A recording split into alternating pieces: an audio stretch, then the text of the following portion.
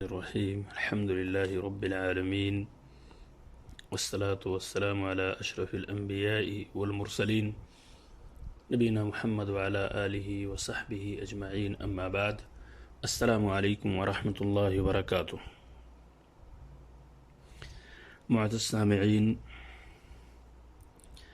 آج آپ کے سامنے مسئلہ نمبر 56 اور 57 56 اور 57 یہ پیش کیا جا رہا ہے۔ 56 آگ پر پکی ہوئی چیزیں کھانے سے وضو نہیں ٹوٹتا، البتہ اونٹ کا گوشت کھانے کے بعد وضو کرنا چاہیے۔ یہ ہے مسئلہ نمبر 56۔ اس کی دلیل کیا ہے کہ آگ پر پکی ہوئی چیزیں کھانے سے وضو نہیں ٹوٹتا، البتہ اونٹ کا گوشت کھانے سے وضو ٹوٹ جاتا ہے۔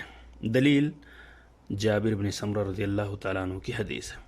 عن جابر بن سمرہ رضی اللہ عنہ ان رجلا سأل رسول اللہ صلی اللہ علیہ وسلم انا توضأ من لحوم الغنم قال ان شئت توضأ وان شئت فلا تتوضأ قال انا توضأ من لحوم الإبل قال نعم توضأ من لحوم الإبل رواہ احمد و مسلم۔ حضرت جابر بن سمرہ رضی اللہ تعالیٰ عنہ سے روایت ہے کہ ایک شخص نے رسول اکرم صلی اللہ علیہ وسلم سے سوال کیا، پوچھا کیا ہم بکری کا گوشت کھا کر وضو کریں؟ تو آپ صلی اللہ علیہ وسلم نے فرمایا چاہو تو کر لو، نہ چاہو تو نہ کرو۔ پھر اس نے سوال کیا کیا اونٹ کا گوشت کھا کر وضو کریں؟ آپ صلی اللہ علیہ وسلم نے فرمایا ہاں، اونٹ کا گوشت کھا کر وضو کرو۔ تو اس حدیث سے یہ بات واضح ہو گئی کہ آگ پر پکی ہوئی چیزیں کھانے سے وضو نہیں ٹوٹتا ہے، البتہ اگر اونٹ کا گوشت کوئی کھایا ہے تو اسے وضو کرنا ہوگا، جیسا کہ اس حدیث سے اس کو صاف واضح ہے۔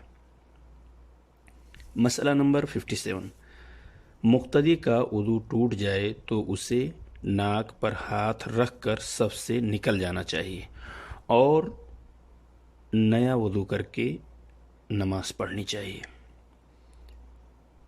امام نماز پڑھا رہا ہے، پیچھے جو مقتدی ہوتے ہیں، جو نماز پڑھنے والے ہوتے ہیں امام کے پیچھے، انہیں مقتدی کہا جاتا۔ مقتدی میں سے کسی کا اگر وضو دوران نماز ٹوٹ جائے تو اسے چاہیے کہ ناک پر ہاتھ رکھے اور سیدھا صف سے باہر ہو جائے اور وضو کر کے دوبارہ آ کے نماز میں شامل ہو جائے۔ اس کی دلیل کیا ہے؟ عن عائشہ رضی اللہ عنہا انہا قالت قال النبی صلی اللہ علیہ وسلم اذا احدث احدکم فی صلاته فلیأخذ بانفه ثم لینصرف رواہ ابو داود۔ حضرت عائشہ رضی اللہ تعالی عنہ سے روایت ہے کہ رسول اکرم صلی اللہ علیہ وسلم نے فرمایا جب تم میں سے نماز پڑھتے ہوئے کسی کا وضو ٹوٹ جائے، اذا احدث احدکم فی صلاته، جب دوران نماز کسی کا وضو ٹوٹ جائے تو وہ اپنی ناک پر ہاتھ رکھے، فلیأخذ بانفه ثم لینصرف، تو وہ اپنی ناک پر ہاتھ رکھے اور وضو کر کے آئے، وضو کر کے آ کے دوبارہ اس میں شامل ہو جائے۔ ناظرین سامعین کرام، جن چیزوں سے وضو ٹوٹتا ہے انہی چیزوں سے تیمم بھی ٹوٹ جاتا ہے۔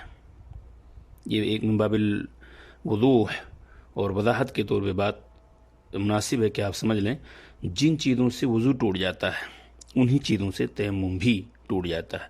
نیز پانی ملنے یا پانی استعمال کرنے کی قدرت حاصل ہونے کے بعد تیمم کی رخصت ختم ہو جاتی ہے۔ آپ کو اس سے پہلے بتایا جا چکا ہے کہ تیمم مریض آدمی کر سکتا ہے جسے پانی استعمال کرنے سے خوف ہو اس کی بیماری کے بڑھنے کا، وہ شخص بھی تیمم کر سکتا ہے، اور ایک صحیح و سالم انسان مریض نہیں ہے لیکن پانی کی عدم موجودگی میں اسے بھی شریعت نے اجازت دے رکھی ہے کہ وہ بھی تیمم کر سکتا ہے۔ اللہ تبارک تعالیٰ سے دعا ہے کہ اللہ تعالیٰ ہمیں اور آپ کو شرعی امور کو سمجھنے اور اس پر عمل کرنے کی توفیق عطا فرمائے۔ آمین۔ السلام علیکم ورحمۃ اللہ وبرکاتہ۔